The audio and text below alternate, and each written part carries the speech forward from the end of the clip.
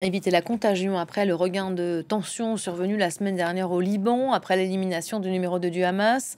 À quelques heures de l'arrivée d'Anthony Blinken en Israël, on apprend qu'un chef militaire du Hezbollah libanais vient d'être tué dans une frappe israélienne. Cela se serait passé donc au sud Liban ce matin. Le chef en question appartiendrait à la force Radwan, présentée comme l'unité d'élite du Hezbollah. On va retrouver tout de suite à Jérusalem notre correspondante Claire Duhamel. Claire, bonjour.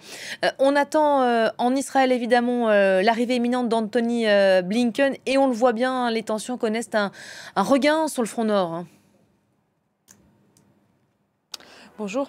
Oui, exactement. Ces tirs d'artillerie, ils durent depuis plusieurs semaines déjà, mais depuis plusieurs jours, ils s'intensifient.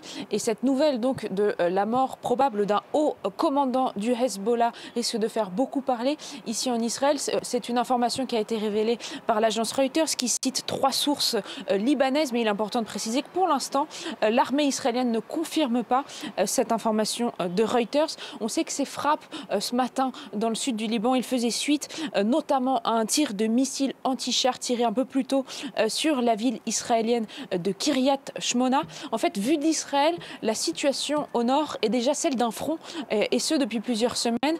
Les localités du nord d'Israël ont été évacuées de leur population civile, et c'est ça qui explique notamment pourquoi il y a relativement peu de victimes côté israélien. Mais voilà, le risque d'embrasement, il est bien réel, notamment depuis l'assassinat la semaine dernière du numéro 2 du Hamas à Beyrouth, Salah al-Harouri, dans un fief du Hezbollah libanais. Cet assassinat, il a déjà eu des conséquences d'un point de vue diplomatique.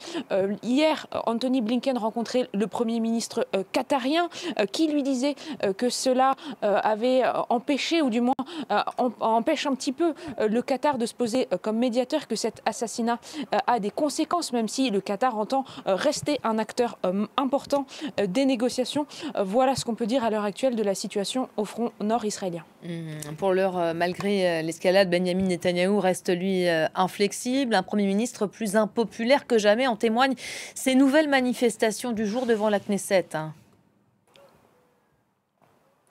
Oui, ce matin, c'était quelques dizaines de militants qui ont décidé de manifester devant le Parlement israélien. C'était une manifestation interdite, et donc la police a délogé ces manifestants. Parmi eux, et c'est notable, il y avait des proches d'otages israéliens ou des proches de victimes du 7 octobre qui considèrent que le gouvernement israélien, il n'a pas pu, non seulement n'a pas pu protéger ses citoyens, mais désormais n'écoute pas la volonté du peuple.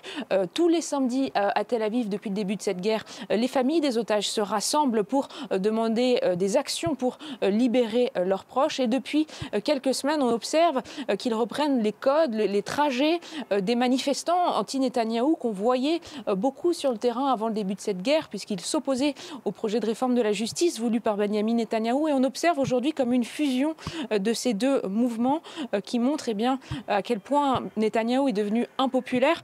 Selon un récent sondage de l'Institut pour la démocratie israélien, ce sont uniquement 15% de la population qui souhaiterait que le Premier ministre reste au pouvoir après la fin de la guerre à Gaza. Merci beaucoup Claire Duhamel en direct de Jérusalem.